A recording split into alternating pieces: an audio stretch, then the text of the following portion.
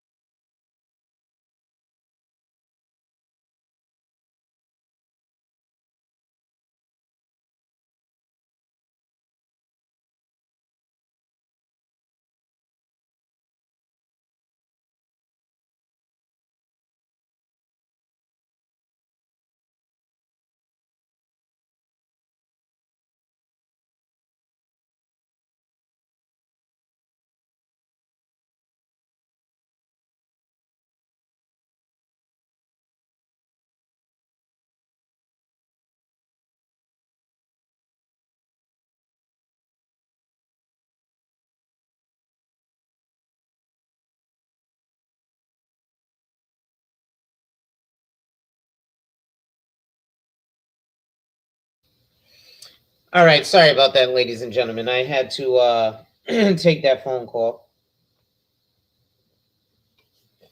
So now, where was I?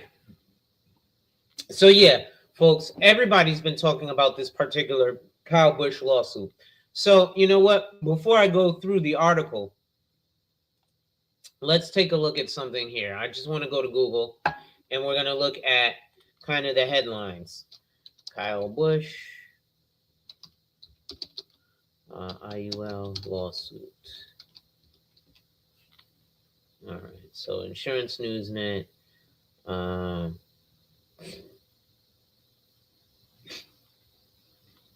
Let's see here.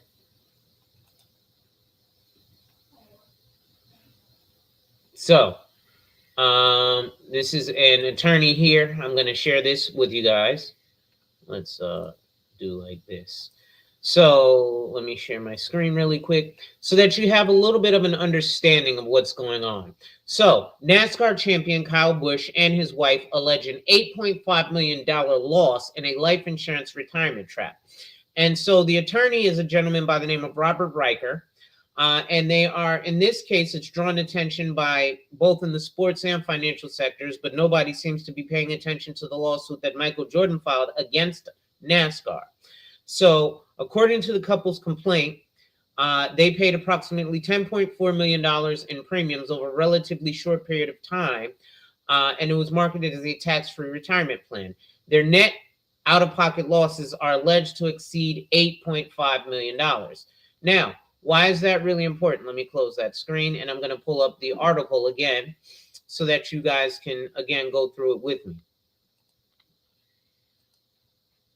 And again, when you're working with a financial professional, you want to ask those questions. Hey, do you belong to any associations? What kind of publications are you reading? For example, a real estate agent, you might assume that they're reading, things like The Real Deal. People like myself, Advisor Hub, Think Advisor, InsuranceNewsNet, Bloomberg, right? Market Watch, right? Kiplinger's, right? Barron's, right? Just to name a few of these things, these publications that, these are people who are going to be at the cutting edge. And the difficulty is that because you're not in this industry, you don't know what to check for. Now, as I read through this, as you guys know, I'm going to add my own spin because that's how I do. The reality is, however, that there's a lot of stuff that may or may not be accurate in this lawsuit. So let's go through it.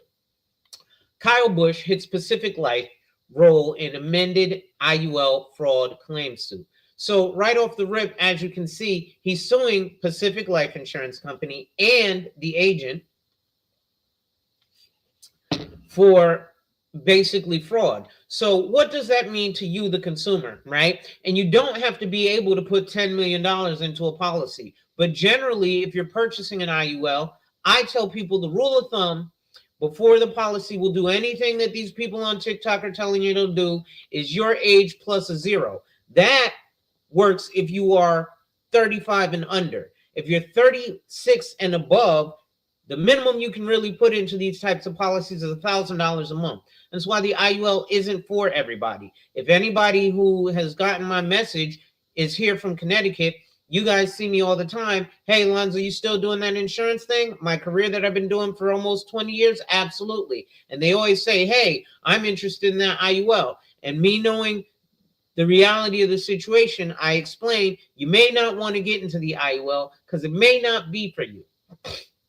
Because when we structure these policies, we get paid a commission. But the way we structure them properly, because you'll probably hear people say properly structured IUL, is that we get compensated less. So we take a haircut in pay to make sure that you get a proper policy. Let's continue. So it says, racing superstar Kyle Busch and his legal team filed an amended complaint Tuesday with more specific claims of alleged Index Universal Life sales fraud. Excuse me.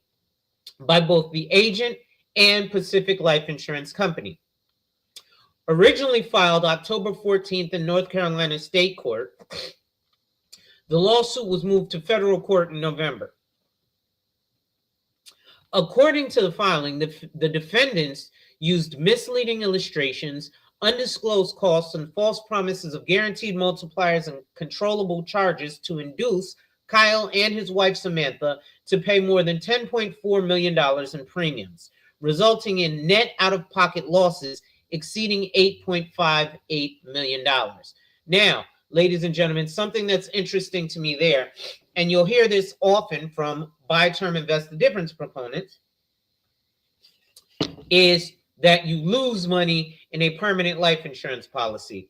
That's generally unlikely unless you do certain triggering events. You can absolutely lose money in a permanent life insurance policy, just like you can absolutely lose money in an investment or a taxable brokerage account, because you're going to lose from drag. And drag is fees, right? They charge you a wrap fee that comes out of the balance you put in there. So you put $100,000 in, and they charge a 5% fee. They're charging you $5,000 per year, every year, on that $100,000. So when it grows, you pay them more. So when your $100,000 grows to $200,000, now you pay them $10,000 a year. When your $200,000 grows to $300,000, now you pay them $15,000 a year. Ironically enough, there are also advisors like myself who affiliate with flat fee advisors. So say they charge you just a flat $15,000 a year. Your balance grows to $1 million, you're still only paying $15,000. And ladies and gentlemen, make sure you hit that like, drop a comment, subscribe, and hit that notification bell so you're made aware every time I release new content. And as always, share, share, share. So let's look at some of those factors here. So it says that the amended complaint digs deeper into the alleged culpability of Pacific Life, explained Robert Reichard, the attorney for the Bushes. Extensive allegations. The amended complaint adds extensive allegations regarding the policy design choices used in the replacement, particularly the use of 100% base coverage with no renewable term and an increasing death benefit. So, to you, that sounds like Greek. To a seasoned professional, that actually sounds great. You see, there's corridors. So, you may hear people who are not proponents of permanent life insurance say things like, well, the reason we don't like whole life insurance is because you either get the cash value or the death benefit. Well, if you get the death benefit, then you've died. So effectively, you're not getting anything. What they mean to say, and the attorneys should be very specific about this, since in a litigious world, words matter a whole heap of a lot. Right? Like, for example, Robert Reichard was calling the guy a financial advisor. But you'll have securities licensed individuals who are like, if you don't have your Series 6 or 7, you can't call yourself a financial advisor. You actually can. But again, you, the general public, don't know this, which is why you're getting the crash course from someone such as myself. Bear with me. I'm just responding to a text here.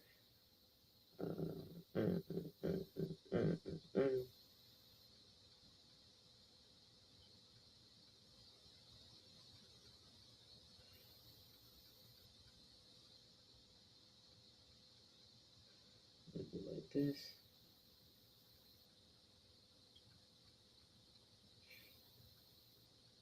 All right, sorry guys, I had to do a couple of things there. So what happens is there's always going to be a corridor. So in traditional whole life insurance, the corridor is this. The day you buy, let's just use arbitrary numbers, and I'll use simple numbers. So you buy a $1 million life insurance policy, death benefit, and you pay $1,000 a month. Well, day one, the insurance company is at risk for $1,000. Now, let's say 30 years goes by and you have $250,000 of cash accumulation value in your whole life insurance policy. Well, at that point, the cash that has accumulated now brings that corridor down, meaning that the insurance company is only on the hook for $750,000 of that $1 million because there is a level death benefit. So here, when this person says that the policy had an increasing death benefit, that is actually very beneficial for the client, because what that means is, number one, that lowers what's called the target premium. The target premium is what the insurance agent gets paid off of, right? So the target premium being that $1,000 or that $12,000 a year, if you're paying $1,000 a month in a traditional whole life, the average level of commission is anywhere from 50 to 90% of what you pay into the policy for the year. So let's just use 50%. I write your policy, you pay $12,000 a year into the policy, I get paid $6,000. However, in an index universal life, when you have something called an increasing death benefit, that lowers your target premium, which means, let's use the same scenario. You're paying $1,000 a month into the policy. The corridor, because of the increasing death benefit, continues to rise. So what does that mean? That means that same scenario that I told you with a traditional whole life policy where you have $1 million death benefit and you're paying $1,000 a month. 30 years goes by and you have $250,000 of death benefit. Should you get hit by a bus, your family would still get the $1 million, but they'd actually get $1.25 million. Because of the increasing death benefit, the corridor always increases. So you're keeping the insurance company on the hook for what they contractually agreed to in the beginning, which was $1 million of exposure. That's called the corridor. And these are things that a lot of people who sell the IUL do not understand. And they sell you the IUL saying, hey, listen, this IUL is going to make the ex-girlfriend that left you for the jock in high school swim the English Channel and beg you at your front door. It's not. But that's why there's transparency, and you should read these illustrations before signing on the dotted line. Or ask clarifying questions. Hey, can you kind of explain this to me? Because it sounds like Greek. Most people love cars, but when they go to the mechanic, they can't tell you what catalytic converter. I don't know. I've just heard of it. A lot of people call it the Cadillac converter. Let's continue. So that's one there. Base coverage is not a problem. Renewable term is something that automatically happens with most IULs, because an IUL is technically annually renewable term, because the cost of insurance does continue to increase with your age. And that's why we talk about the problem with waiting. Oh, I'll get life insurance next year. Well, next year it's going to cost you $50 a month more for what you could have bought this year for the same price, right? Would you wait to buy some Jordans and then next year, when those same Jordans who didn't go off the shelf, they didn't sell out, right? Team Jordans, not even the Jordans that are collectible, but team Jordans, right? Now, next year, because you waited a year and they're not as popular, would you pay $50 more when you could have got them last year for, $100? Now this year they're going to charge you $150, and if you wait another 6 months, they're going to charge you $200. The problem with waiting. But let's continue. So again, the increasing death benefit is going to change your target premium. Let me increase the size of this screen because it's kind of hard for me to see. Boom, boom. Let's see. Increase the screen a little bit more. One more time. Boom. Let's see what that looks like here. There we go. Okay. So the filing alleges that these design decisions materially increase target premium. Excuse me, let's do this while I'm at it.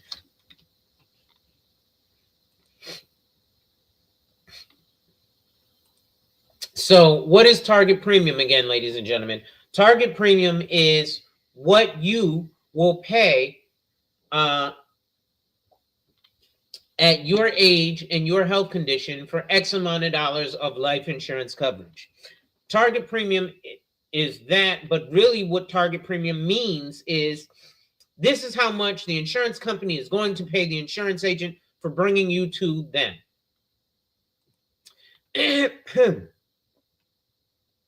So it also says the filing alleges that these design decisions materially increase target premium, early policy charges, and compensation while offering no corresponding accumulation or survivability benefit to the policyholder. What does that mean? Well, it really depends on the type of policy that he had, right? Because if you get a survivorship index universal life, that's going to be different than a variable universal life or a straight index universal life, right? Or a guaranteed universal life, right? So just like, for example, in Mercedes-Benz, right, you have an E300, right? An E400, right? An E550, an E63. Well, they're all Mercedes-Benz and they're all E-Class. What's the difference? Well, an E400 has a lesser engine or lesser cylinders, a lesser engine than an E550, right? So an E400 is going to be a twin turbo 6-cylinder, right? Not even naturally aspirated, right? Then, you know, an E550 is going to be an 8-cylinder, right? And then an E63S is going to be an 8-cylinder twin turbo. What does that mean? It means more vroom vroom and go faster. Well, that's the difference between the different meanings of these types of policies. So it's very important that you understand what you got. So these lawyers, they know the law, but they don't know policy structure, and that's a major issue. What is new in the amended complaint is the level of Pacific Life's direct involvement, Riker told InsuranceNewsNet. This is no longer an agent-only case.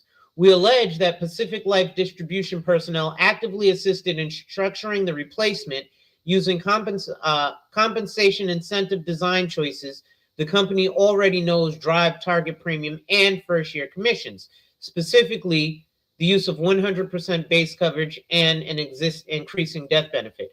Again, it doesn't. And, you know, I always like to show what I show. So hold on, let me do this really quickly. Let me pull up for illustrative purposes. I'm just going to do my whole screen here.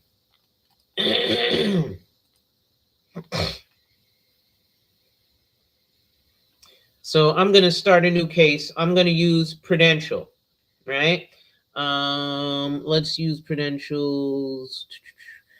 This is one of the carriers that I have a relationship with. I know I generally show another carrier, which is basically my flagship carrier. We're going to do the state of North Carolina, since that's where he was. I'm also licensed in North Carolina. We're going to say this person was born on 1/22/1988. So he's 38 years old. We're going to give him a non-smoker. You also have to be concerned because sometimes agents will do what's called preferred best, meaning that you're the health of Superman. Now, an athlete likely will get a preferred or preferred best, but we're just going to go traditional, right? We're not going to do the art class, data issue, solve for. We'll do no solve. We're not going to do disbursements. So it also depends on an IUL, your asset allocation. Actually, let me change the way that this screen is being shared. Because it's a little easier to see from.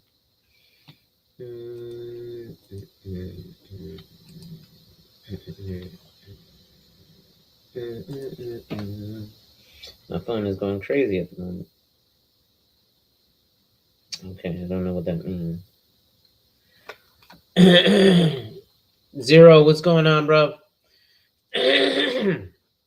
So let me try and increase this screen because these numbers are small. I'm trying to make sure you guys can see them. Let's see here. That's a little bit better. So as you can see here, we're going to look at just based on target premium, right? So it really doesn't matter what where I allocate. How can I close this? There we go. It really doesn't matter where I allocate the premium. So you should also understand, however, so you can go to the fixed account, right? And the fixed account is generally going to be around 4%, right? I sell at a 2% rate, saying, listen, you're guaranteed 2% growth. But you can change your allocation, for example, to the 1-year S&P 500, 1-year point-to-point. What is a point-to-point? That means that you buy a policy January 22nd, 2026, you get credited interest from whatever the S&P 500 does to your cap rate from January 22nd, 2026 to January 23rd, 2027. Whatever the highest interest is at that point, up to your cap rate. Let's say your cap rate is 7% and the S&P does a maximum of 20%. You will be credited 7%. Now, let's say in that same 1 year point in time, the S&P goes down 25%. You will be credited 0%, but you won't lose anything, right? Or you could go into the S&P 6-month S&P. You could go into the S&P 1 year uncapped. You could go into the NASDAQ. The NASDAQ is the MAG 10, which used to be the MAG 7, Magnificent 7. So those are the your tech stocks in the NASDAQ, right? But I'm illustrating this because based on this article, it's showing increasing death benefit, and it's showing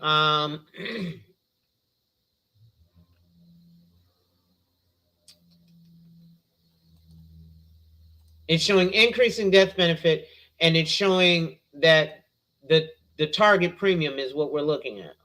Drop in. Where is my output? Policy riders. No, I don't want a rider. Disbursements, concepts. Change in info. Say input. Where is my? Why is my death benefit? Oh, here we go. Death benefit option. Level variable premium return. So I'll go variable. Current guideline premium.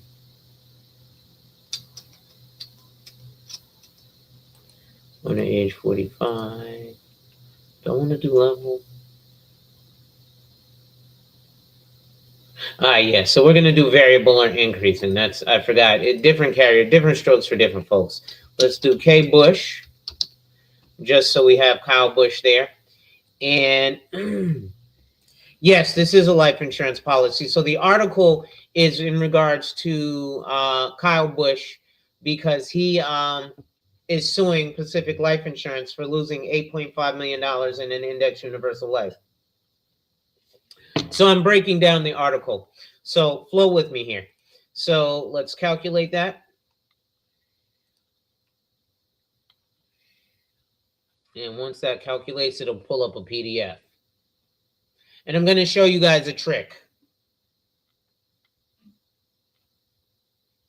Yes, this is, I know I'm talking about indexes and S&P 500, the NASDAQ, and all that. So the index universal life mirrors an index. It doesn't participate in the stock market. So generally you'll hear people explain it like, hey, it's all the upside of the stock market, none of the downside. That's untrue. There's benefits similar to the increase in whatever index you may be following, but there's none of the downside. So you do have a cap, like I explained, if the S&P rallies 20% and your cap is 10%, you're only going to get credited 10%. But if the S&P plummets 25%, your floor is 0%, meaning you're just not going to get anything. So what does that mean? If I were to show you on a chart, it would look like this. Okay, S&P goes up 20%. Your money goes up. Your cash value goes up. Your interest credit goes up. S&P 500 plummets 20%. You stay level. S&P 500 goes back up another 20%. Well, see, now we have to talk about how that works. So let's say you invest, let's use small numbers, $100, and you lose 20%, $20. That brings you down to $80. Now, or excuse me, yeah, that brings you down to $80. Now, the next year, let's say you earn 20%. That brings you up to $96. So you lost 20%, you gained 20%, but you actually lost 4%. Why? Because 20% of 16 is less. I invest in the stock market, so I know about that, but I know you got to break it down to those who don't know. No doubt, Zero. Hopefully you're an accredited investor versus a retail investor. If you don't know, book a consult and we can talk about that. Let me share the screen here. So I'm going to pull up this PDF, not the PDF file. I got to stop this screen here. And let me share the next screen with you. And ladies and gentlemen, if you're enjoying the content, make sure you hit that like, drop a comment, subscribe, and hit that notification bell so you're made aware every time I release new content. And as always, share, share, share. So let me increase this. Put myself here.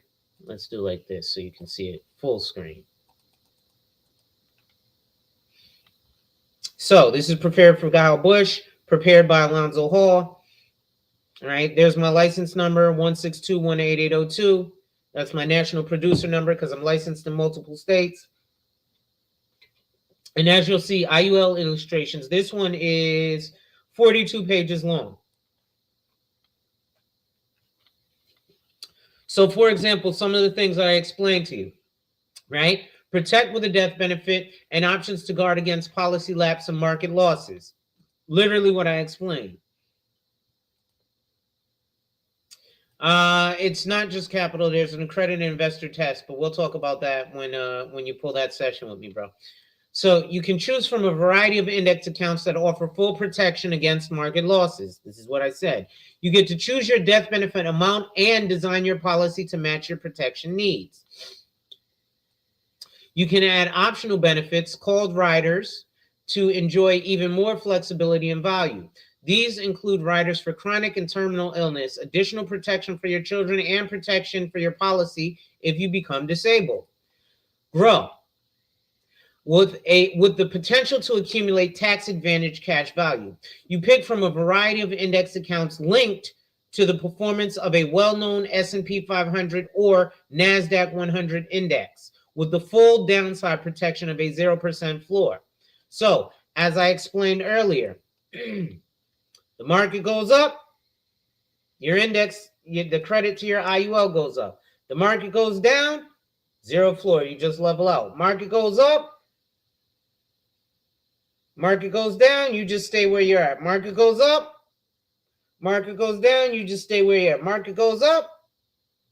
You see how it's a win-win? Now, yes, you're not going to participate in the full 20% rally because the insurance company needs to keep some protection there so that they have the money to credit you in those down years. And there will be 0 years because the market will go down. Let's get back to this. So, you can make premium payments above those required to cover any guarantees and charges for the potential to grow your cash value even faster. You can access the cash value through withdrawals and fixed or participating policy loans. This access is usually tax advantaged. Now, let's just go to the ledger here. So, glossary of terms. S&P 500 one-year capped index account.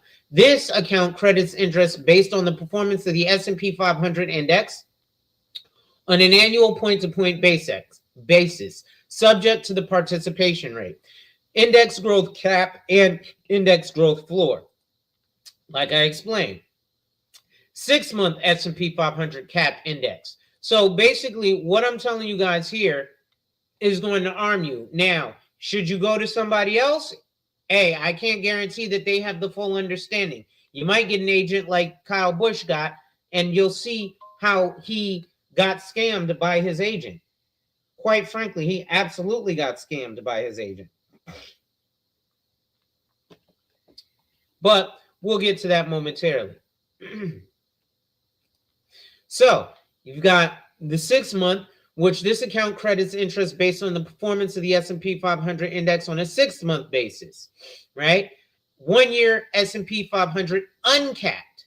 This account, this is what they call a VCI or volatility controlled index, right? So this account credits interest based on the performance of the S&P 500 index on an annual point-to-point basis, subject to participation rate and index growth floor. So whatever your par rate is, your par rate participation rate may be 100%. So it's uncapped. So if it rallies 20%, if the S&P rallies 20%, you participate in that 20%, 100%. Some participate more, right? Then you've got the 1-year NASDAQ 100. That's capped. This does it based on the NASDAQ 100, right? And glossary of terms. Okay. So this is your allocations here. You got your fixed account. We have it allocated 100% to the S&P 500 1-year point to point, right? So you have guaranteed interest.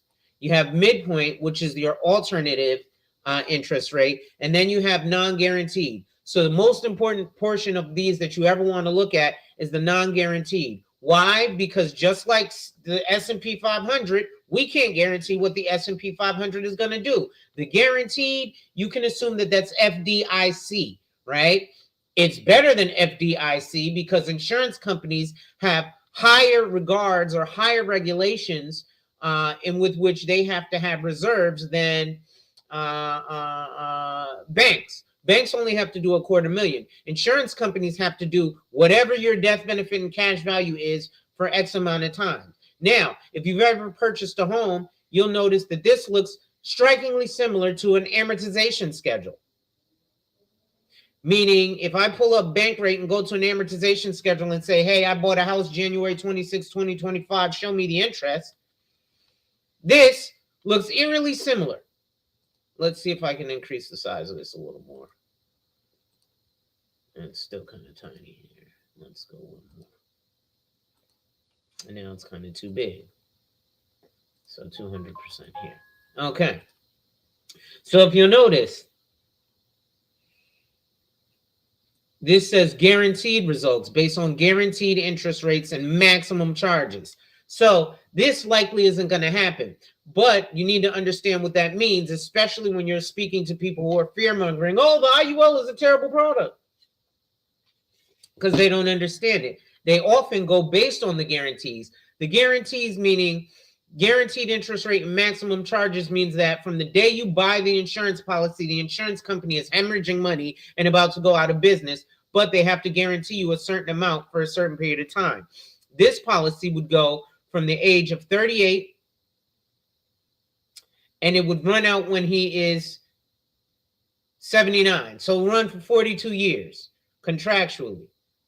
Right now, as you'll see, the death benefit does the contract fund or the cash value does start to decrease, right?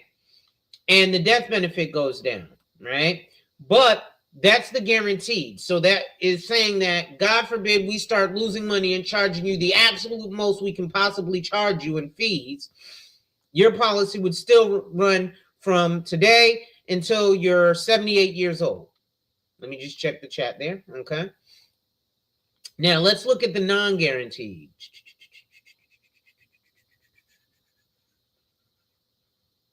So this is the non-guaranteed, right?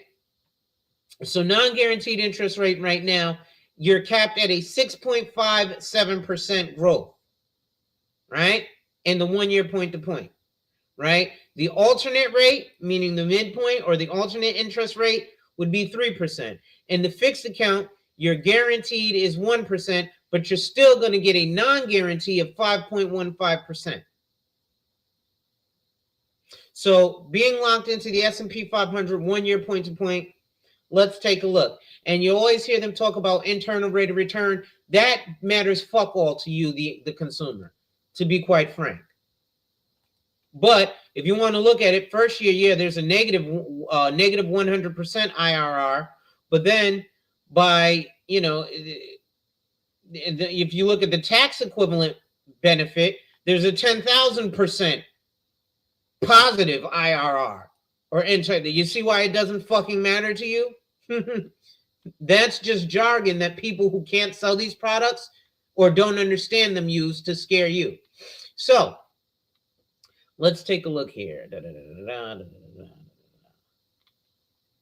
So you can always also look at the bottom here, right? So $1,466 is the target premium. $1,466 will get a healthy 45-year-old male a $1,009,000 death benefit year one. But year two, his death benefit is increasing, right? So now he's got a $1,019,000 death benefit. Year three, it's a $1,029,000 death benefit. And these are on the alternate, right? On the non-guaranteed, which is what's actually happening today, right? It's first year, a $1,010,109 death benefit, right? Because he put in $14,066, and I'm going to pull up the calculator because you know I like to do math, right? He put in $14,066. He's got available cash value to him first year, $10,109. There is a surrender value, so I want you guys to see this here. You see year one, surrender value 0. So if you put money in the first generally 5 years, right? Because if you look here, or well, 5 to 10 years before you break even. So year 7, he's put in 54,000.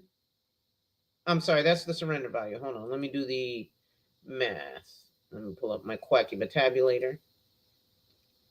Where is my calculator? So I want it because I want 14,666. Right, we're going to multiply that by 7 years. Right, so he's paid $1.02. Right, so times 9. So let's see what that is here. His surrender value in year 7 is 66,000. Right, so if we do math, right, $1.02 minus 66,309 means that technically he's actually only paid $36,053. Oh, by the way, his death benefit is increased, right? I said year 7. So year 7, remind you, year 1, he bought a $1 million. Where is it? A $1 million death benefit is what he's paying for, right? But year 1, $1,010,000, right? So year 7, $1,081,000, right? And again, after 10 years, he's paid out of his pocket $146,660. After 10 years, should he cancel the policy, he'd get $116,222. Now, why is that important? We're going to look at the Kyle Busch case and find out why right now. Stop screen. Share screen. Where is it? Okay. So mind you, it says target premium. And you know what? Before I show you the 1466, right? So that's the target premium on that policy. Meaning that I get paid 50% of that 1466 or $7,000 basically. Right? Now, those choices are not accidental. They are compensation mechanics built into Pacific Life's grid. It also details agent and defendant Rodney Smith's use of internal 1035 exchanges that allegedly reset commissions and fees while presenting the transaction as policy improvement. So now I got to bring you guys back to, let me stop this screen. I got to bring you guys back to the illustration. Where is the illustration? Oh, okay. Hold on. Here we go. So, policy surrender. Year 1, year 2, you're going to lose money if you cancel the policy. So isn't it funny that a lot of people who are like, buy term investor rest, you should cancel your whole life policy or cancel your IUL, are like, so-and-so lost money. Well, it literally tells you in plain English that, hey, over the course of 10 years, you put $146,000 into this policy. Let me increase that. Over the course of 10 years, you put $146,000 into this policy. Let me increase the size of this here, right? I want to make sure you guys can see this clearly. So you see there, it says year 10.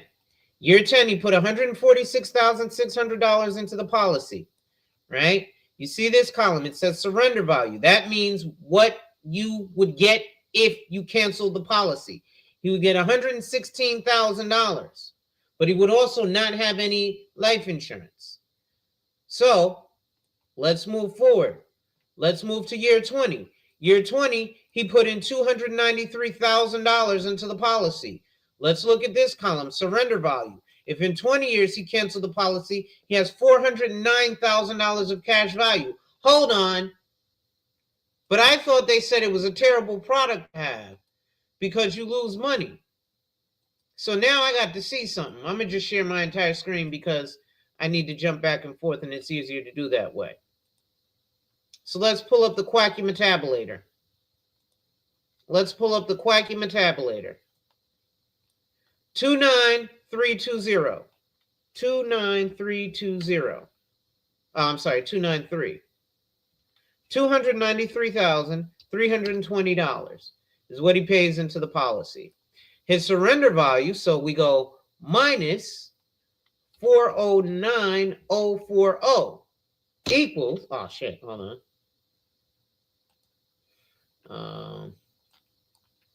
I don't know what happened there. Jeez, I hit the zero. 293,320 minus 409,040 equals negative $115,720. So in this instance, the insurance company lost over the course of 20 years $115,000. Oh, by the way, that death benefit that they said was increasing has now increased to a $1.4 million death benefit.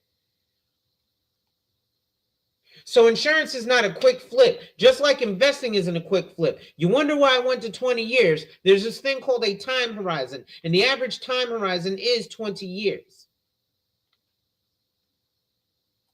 Maybe it's 30 years. Let's look at 30 years, right? So let's look at 30 years. So over the course of 30 years, he's put in $439,000. Should he surrender the policy, right? Let's do the math. Let's do the math. 439,980 minus 984,404 equals negative $544,424. That means that should you have waited 30 years and paid $439,980 out of your own pocket and then cancel the policy, you would have gained $544,424. That doesn't look like losing money to me. Now, when you surrender in the first few years, the first 10 years, there's surrender fees because the insurance company needs to make its money. So what happened? Well, the producer, the Rodney guy, what did he do? He did something called churning, which is an illegal practice where the insurance agent or the financial advisor, because this happened with MetLife when they did this with variable annuities in the state of New York to a few teachers' pensions, but your investment guys won't tell you about that. Your investment guys, which they aren't investment guys, the Series 6 is nothing more than an enhanced insurance license because it allows you to sell variable life insurance, variable annuities, maybe a 529 in a mutual fund. What's going on, Rael? Right? So what he did was he churned the policy. So let's look back at what I said here in this surrender value, right? So Kyle Busch put in money. He purchased his first policy in April of 2018. Then the advisor tells him, hey, cancel in 1035. So he told him to cancel. And you see here, he's put in almost $30,000 in the first 2 years. But he would, if he cancels the policy, he's only going to get $455. So the agent, what's the agent's name? Hold on. What's the guy's name? Rodney Smith, the agent, told Kyle Busch, hey, listen, cancel that policy in April of 2020. Cancel the policy that we put together for you in April of 2018. And we're going to roll whatever money is left from that policy, in this case, $455 out of the $30,000 that you put in there, into a new policy that's going to be better for you. What does that do? That triggers a whole nother commission. Here's a cool trick.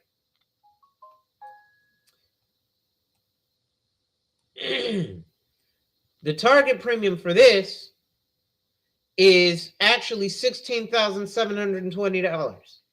So that's a guideline where you can actually start to overfund the policy. But at 14,666, that's the target. That's the most that I will get paid off of. Right? So now, 2 years in, he cancels the policy, losing $30,000 because the insurance company has to make their money back because, like I said, after 30 years, the insurance company is losing $500,000. So then he turns around and in 2022 does the same thing. Hey, cancel that policy we set up for you 2 years ago. Let's write a new one. Now, why is that important? Why didn't he just do it the first year? Well, insurance agents have to make sure that you keep your policy for 13 months, right? If you don't keep your policy for at least 13 months, we don't get what's called earned commission, meaning that if you buy a policy from me January 22nd, 2026, and you cancel it any time in between there, right, and you spent $14,000 and I get $7,000, and you cancel, the insurance company takes $7,000 back from me. Because they're like, Lonzo, you didn't earn that. You didn't have that person stay with us for at least 13 months so we could start recouping money. So therefore, give us our money back. So upon renewal, 13 months, or in this case, 18 months, every 18 months, he had him cancel the policy and write it again. So he did it the first time in 2018. Then he renewed it. He canceled it in 2020. Then he canceled it in 2022. So you see how it's easy to lose money in that scenario? Real easy, right? So let's get back to the article, and then I'm going to close out. So that's what a 1035 exchange is. When you cancel a policy and you roll the cash value into another policy. A spokesman for Pacific Life declined on the amended complaint, but shared the insurer's previous statement, which reads, in part, we stand by all our life insurance products, including IULs. An IUL policy provides valuable life insurance protection, helping ensure that families and other beneficiaries receive financial protection in the event of an unexpected or premature death of a loved one. IUL also offers the opportunity to build cash value over time, which may be accessed for a variety of purposes, including supplementing retirement income. The financial trap. The complaint accuses PacLife and its appointed agent, Rodney Smith, of designing and promoting a series of complex IUL policies as tax-free retirement plans that were misrepresented as safe, self-funding investment vehicles.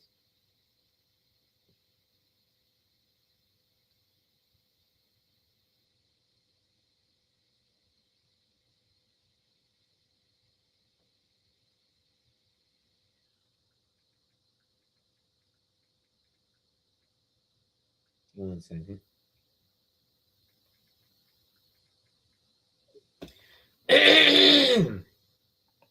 So Kyle Busch was assured that by contributing $1 million annually for 5 years, he could withdraw $800,000 per year, starting at age 52. So how old is Kyle Busch? How old is Kyle Busch?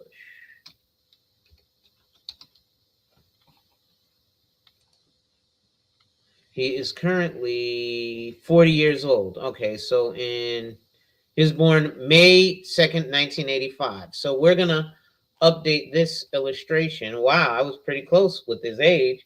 I said 88, so I was just 3 years off. So 85, right? Then we're going to do a limited pay. North Carolina.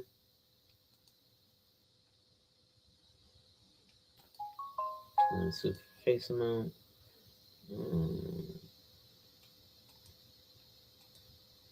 Model premium.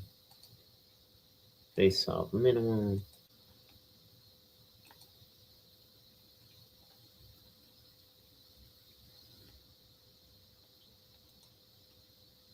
Actually, let's do this. Commissionable target.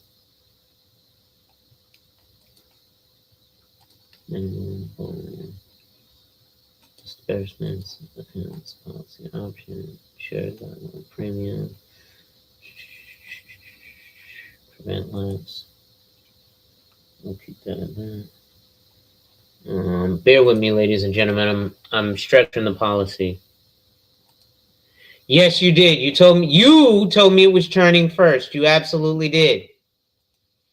So, ladies and gentlemen, if you don't know Ms. Jones, I don't know if you do YouTube content. Let me get you a wrench in here. Add as moderator. So you can be in here. And Ms. Jones knows I'm very untraditional. I curse, smoke, spit, and listen to gangster rap, but I know what the fuck I'm talking about. And I missed the churning. And, that's because, us Finbras, we were, busy measuring ourselves. Right? So, that happens time to time. Let's share the entire screen here. Right? So, Ms. Jones, I don't know if you're familiar with WinFlex. This is the old school stuff here. Switch your basis, file from the policy, the commissionable target. Specify. I want to specify that. Okay. $1 million. $1 million.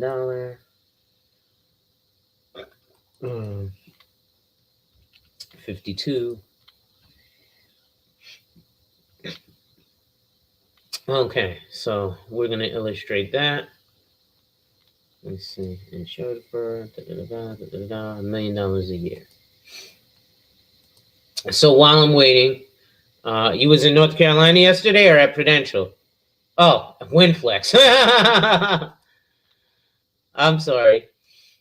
So let's add this to the stage and let's close this one out. And we can close this one out. So he's going to pay the premium for 80 years, guaranteed 50 years. His target premium is $447. So if you'll notice here, the target premium, right? His annual premium is $1 million a year, but his target premium is $447. So if I'm the agent on this and I'm putting this together, he's getting a $22 million death benefit, and I'm going to open this up for you guys. We're going to just skip down here. Again, you have your guarantees, right? So these are your guarantees, right? Now we're going to go to the non-guarantees because that's what's actually happening, right? So $1 million a year. It's only supposed to be 5 years. I got to restructure this policy, but it was only supposed to pay $1 million a year for 5 years. Now that to me automatically causes an issue because generally I won't do anything less than a 7 pay. There are some structures where you can structure it for a 5 pay, but it has to pass something called TAMRA. So then it loses its tax favorable status. But again, the agent, Mr. Rodney, was churning because every 2 years he was canceling it. And like I showed you, in the first couple of years, even though he put in $1 million, he only gets $325,000 in that first year. So year 2, he's put in $2 million. He gets back $1.2 million. Hold on. Year 10. Now, again, this is where the IUL gets very interesting when you start to structure it right? Because the other illustration I showed you, year 10, he put in 146 grand, but he would cancel it at year 10 and get back 116 grand. And this one, over the course of 10 years, he's put in $10 million, right? With an increasing death benefit, his death benefit is now $33 million. But look at this. He put in $10 million, right? Minus, what's that surrender value say? 10,817. So minus $10,817,198.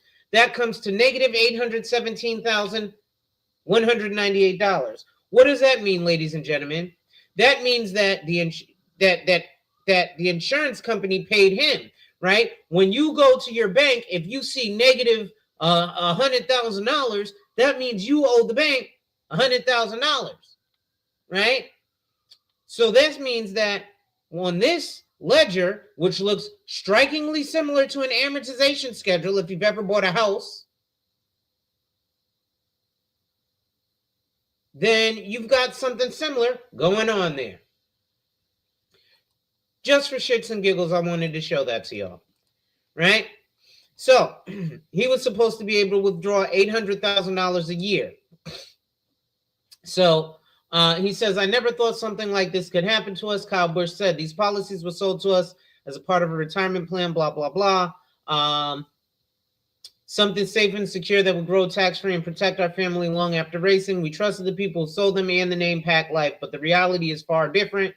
What was pitched as retirement income turned to be a financial trap. If sold ethically, most insurance professionals say IUL is a good fit for some clients. Unfortunately, IUL sales are often accompanied by misleading sales practices, complex fee structures, and performance that often fall short of optimistic projections. Well, what did I just tell you? His premium that he's paying is $1 million. But, oh, they took it down up here, huh? But if you look here, again, target premium, meaning what I, the agent, gets paid off of. So I get 50% of $447,000, right? So 447,791 times 0.5 is $223,000, right? Whereas it sounds like the agent, Mr. Rodney Smith, did this. We're going to set it up for target premium. So we're going to set it up so that I get 50% of $1 million or $500,000 for setting up this IUL, right? Now, his paying in the $1 million benefits him when the target premium is less than half of what he's paying into the policy. Now, I could change a couple of buttons here.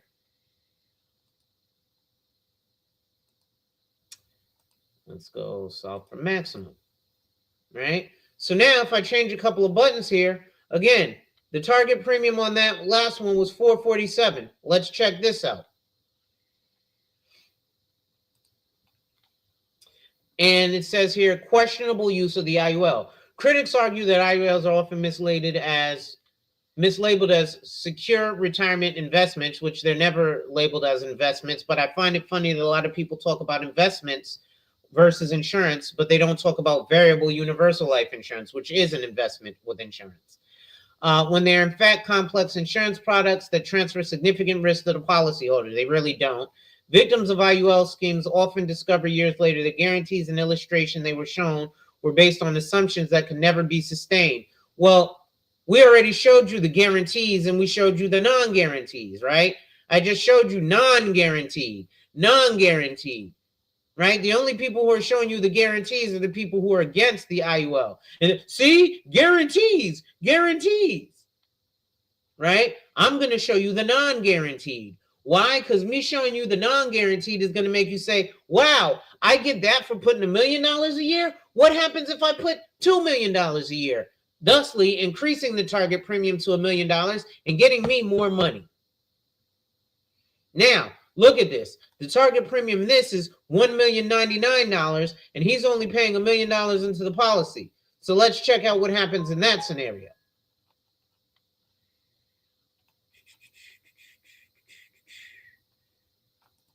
Again, this is the guarantees, and at $1 million a year, right? The policy's only going to last 40 years, but he's guaranteed the policy to last 40 years. And by age 79, he's still got a $55 million death benefit. Now, here's where it gets tricky. Remember, at the end of 10 years, right, he put in $1 million and his surrender value was $10,817,000. This scenario, he put in $10 million, but his surrender value is only $7.6 million. So if we pull out that good old quacking metabulator,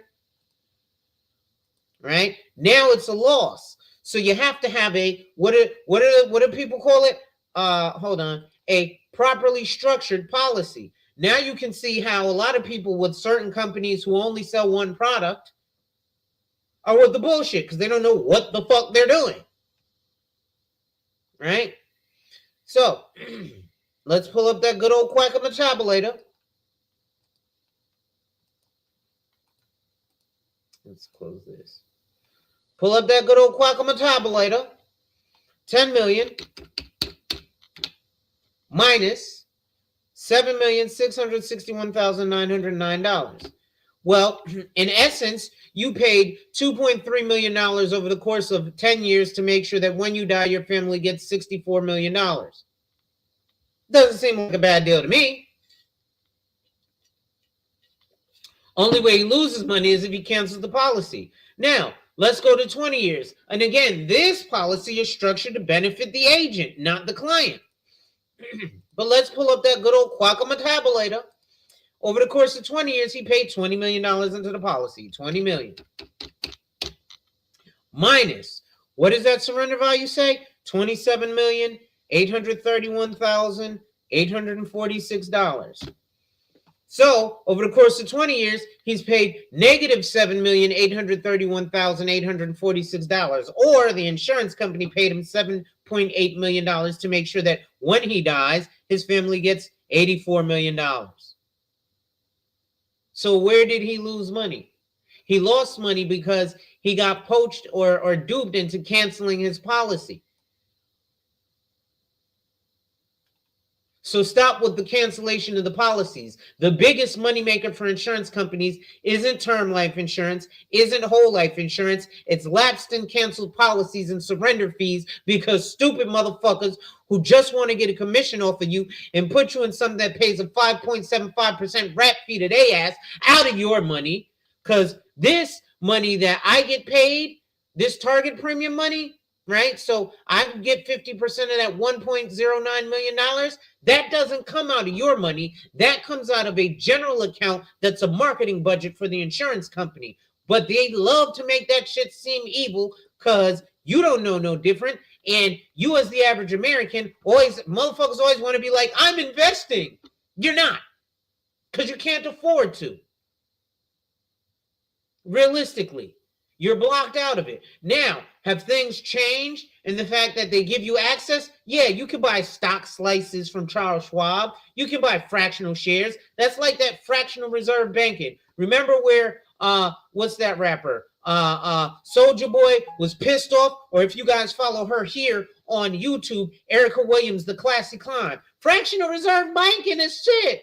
Because you can have $100,000 in the bank and you can't go get your own money without them asking you why. You can't access your own investment money without a taxable event.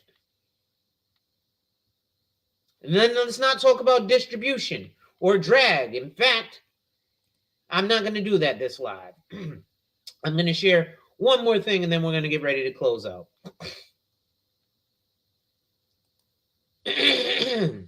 Because it seems like the Busch family, so this is Advisor 360, that's another platform.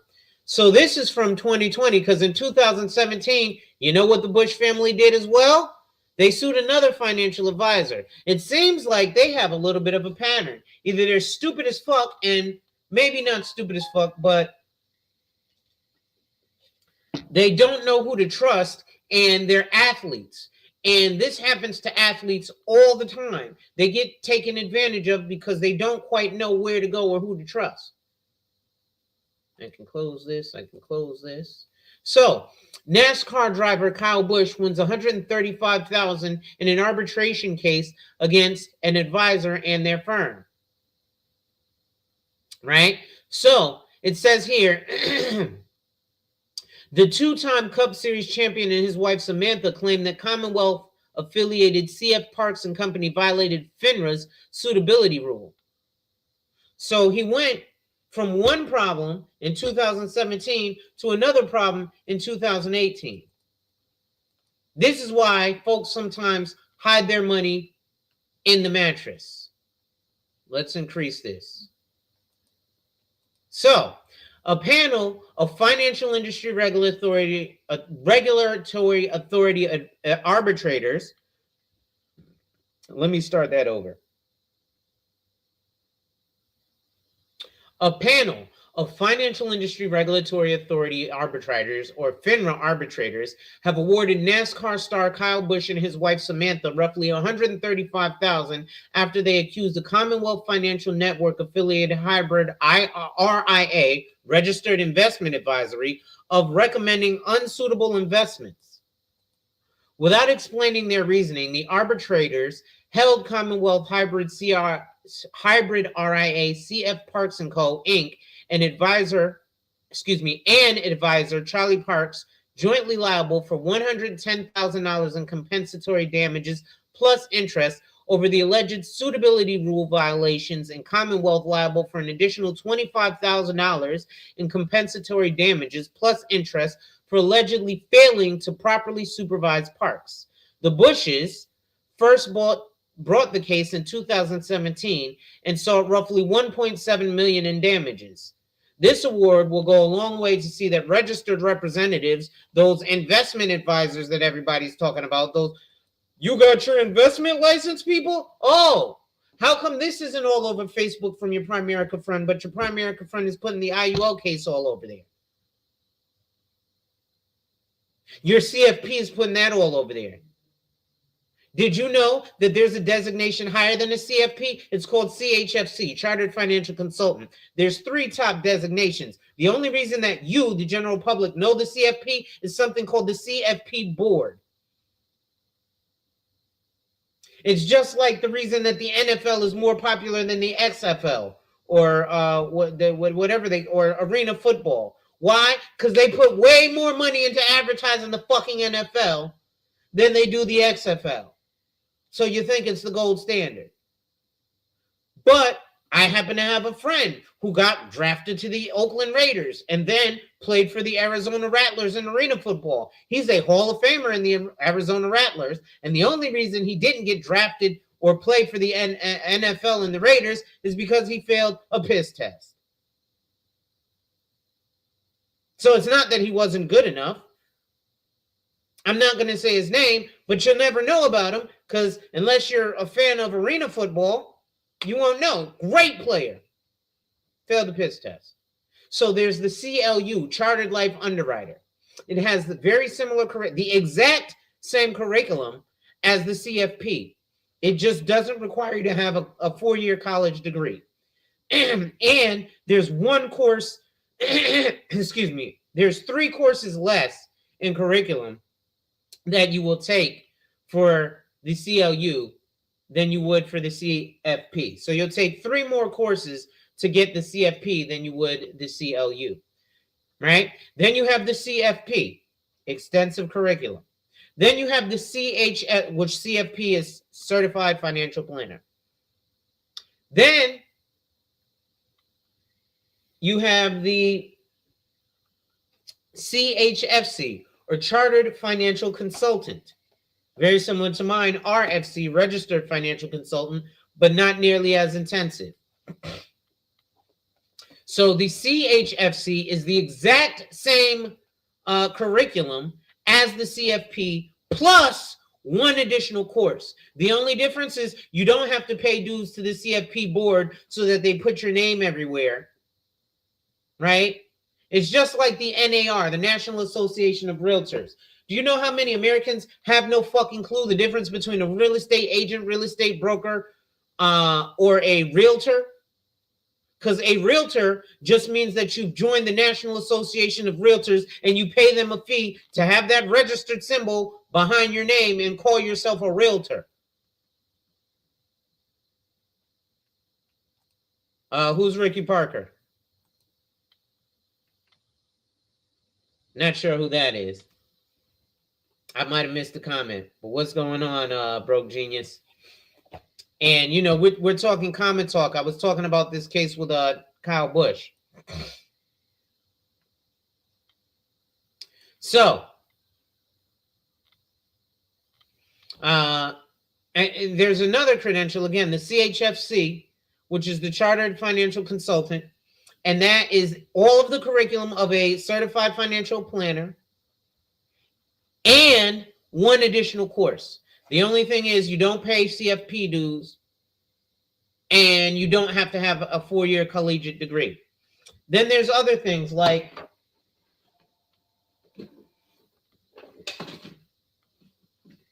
other designations like mine, RFC, Registered Financial Consultant, from the International Association of Registered Financial Consultants, right? I should probably put that up somewhere.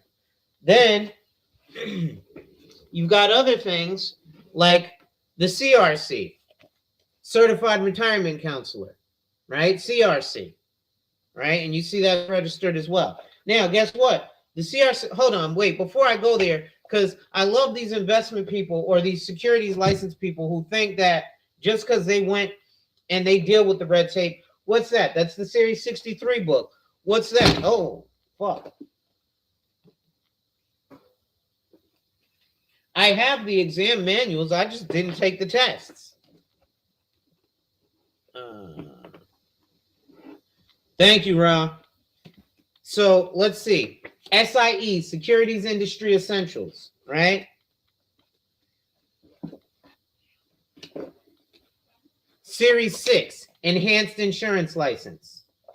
Series 63, what you have to go with your Series 6 or your Series 7. Right? Hold on. What have I got here? Series 65. That's what you need to be an RIA, a registered investment advisor.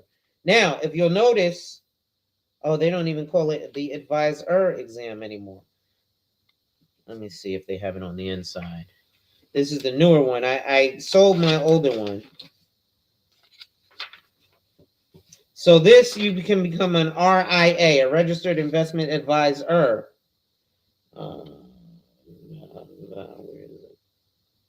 Well, anyway, there's a difference between a financial advisor or OR versus a financial advisor ER. The ER and the OR mean something. I'm going to show you guys a couple of more books, and then I'm going to get the fuck up out of here. So remember, I told you CRC. You see these are numbered. Book 5, Book 4, Book 3, Book 2, Book 1. There's 5 books for the Certified Retirement Counselor exam. I actually took this exam already. I didn't pass it yet, but you can take it again, but you got to pay every time you go after that exam. So things happen like that. Such is life. So let's continue here. Get out of this mode. So it looks like, however, there may be a little bit of a pattern here. Now, neither Commonwealth nor Charlie Parks responded to requests for comment. However, in a disclosure on Parks' FINRA broker check profile, a 37-year veteran advisor responded to a 2017 complaint that appears to have come from the Bushes. Their principal complaint is that they were charged an advisory fee on cash positions in their account.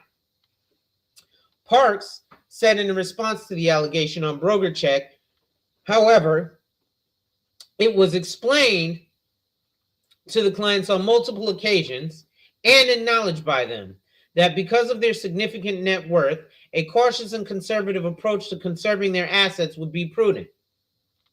Parks added that the complaining couple have a litigious history, and that they did not suffer any damages. His Salisbury, North Carolina-based RIA, CF Parks and Company, manages roughly $60.9 million in client assets, according to its most recent Form ADV filing with the Securities and Exchange Commission. So that's also something that you need to be signing, especially if you're buying that's why they push you to these bullshit mutual funds. But you should be signing a Form ADV. You want a clear disclosure of what your fees are, and not in percentages. Tell them to give that to you in a nominal dollar amount. If I invest $1 million, how much is that percentage in dollars? You're charging a 1% fee? How much is that? That's what, $10,000? Or 1.5%, $15,000? Okay, that seems reasonable. Wait, if it goes up to $2 million, do I still pay 1.5%? Yes. So I earn money, and now I have to pay $20,000 or $25,000. Well, technically $30,000, right? But if it goes down under $1 million, do I still have to pay 1.5%? Yes. So if it goes down to $500,000, which can happen in a speculative account, I still have to pay 1.5%. Yes. What if it stays flat? I still have to pay 1.5%. Yes. Now, is that something that's baked in, or does that come out of my balance? That comes out of my balance. All that is going to be spelled out in your Form ADV, right? So let's get back to the last bits of this article, and then we'll close out. Their damages include claims for things such as a return of advisory fees and hypothetical extra return on investment at a rate that is not necessarily consistent with market data from the period in question, he said. Kyle Busch, 35, has won 2 NASCAR Cup Series championships and 57 Cup Series races over the course of an 18-year career in the sport. You can read the full arbitration award here. So, ladies and gentlemen, that's going to be it for today. You know, I appreciate you showing up. Thank you guys for coming. Make sure, you know, that you hit that like, drop a comment, subscribe, and hit that notification bell so you're made aware every time I release new content. And as always, share. And with that being said, wipe ass. Work in progress every day and see success. Wipe ass. Work in progress every day and see success. Wipe ass. Work in progress every day and see success. And remember, folks, when people challenge you, they don't challenge you to challenge you, but they challenge you to challenge you. Accept the challenge. Thank